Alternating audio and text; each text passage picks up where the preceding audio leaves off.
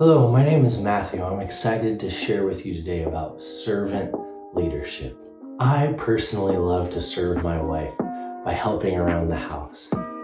The issue is oftentimes I find myself doing things to a level that I think are great, but then I find myself watching my wife go and rewash dishes that I've washed, or rewipe a counter I've wiped, or refold some laundry, on and on.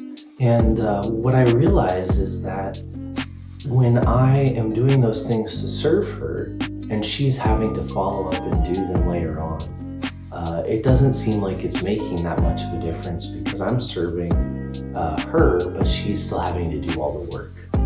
I get focused on serving my wife, but I do it in my own way. And the reality is, if we serve only in ways that are convenient for us, we're not really serving other people, we're serving ourselves.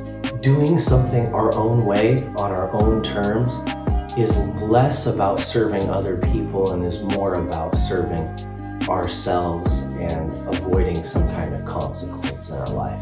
It can be really challenging figuring out how to really serve other people. Luckily for us, Jesus gives us the best example of all.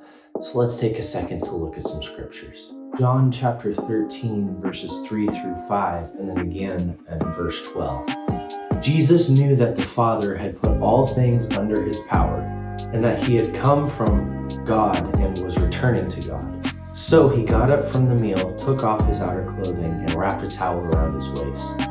After that, he poured water into a basin and began to wash his disciples' feet, drying them with the towel that was wrapped around him. In verse 12 again, when he had finished washing their feet, he put on his clothes and returned to his place. "Do you understand what I have done for you?" he asked them. "You call me teacher and Lord, and rightly so, for that is what I am. Now that I, your Lord and teacher, have washed your feet, you also should wash one another's feet. I have set you an example that you should do as I have done for you. Very truly I tell you, no servant is greater than his master, nor is a messenger greater than the one who sent him. Now that you know these things, you will be blessed if you do them." Jesus, from his position as God, humbles himself and washes his disciples' feet. He serves them in a way that only a household servant or somebody who is of low social status would do.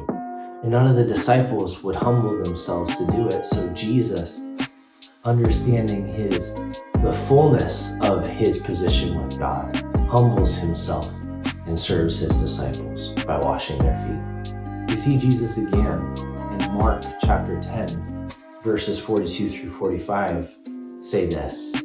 Jesus called them together and said, "You know that those who are regarded as rulers of the Gentiles lord it over them, and their high officials exercise authority over them. Not so with you. Instead, whoever wants to become great among you must be your servant, and whoever wants to be first must be slave of all. For even the Son of Man did not come to be served, but to serve, and to give his life as a ransom for many." In the world's economy, the world's way of doing things, to get on top, to be the one who has the power, the position, the money, the fame, those are the things that the world teaches us to pursue. However, Jesus flips that on its head. We need to understand that in Jesus' economy, the least is the greatest. In fact, in God's structure, to be the servant is the highest position of honor.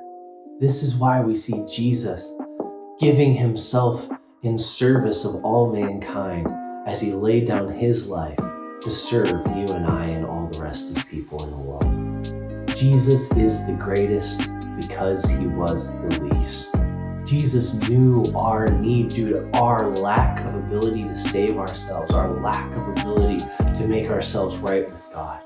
So he chose to die on the cross, to bear the weight of our sin, shame, and mistakes, and to take it on himself so that we could experience connection and relationship with God. Jesus chose to serve us right where we are. He chose to meet our need because we understand that in the life of a servant, the need leads. You might be wondering, how is it that I can become a servant leader a little bit more like Jesus? This is the one-step plan to learning how to serve a little bit better. Just like Jesus, we must be led not by our selfish ambitions, not by our desire, but by the heart of God for the needs of the people around us. If you will be led by the needs of the people around you and the situations that you're close to, God will begin to change your heart and you will begin to serve from a real and genuine place. So, to close, I have a challenge for you. What is one way in the next 24 hours you can serve somebody else's need? There are needs of people around you that God desires for you to begin to serve and meet. So I want to encourage you, jump into leading by serving and become greater by allowing yourself to be humble. Thank you.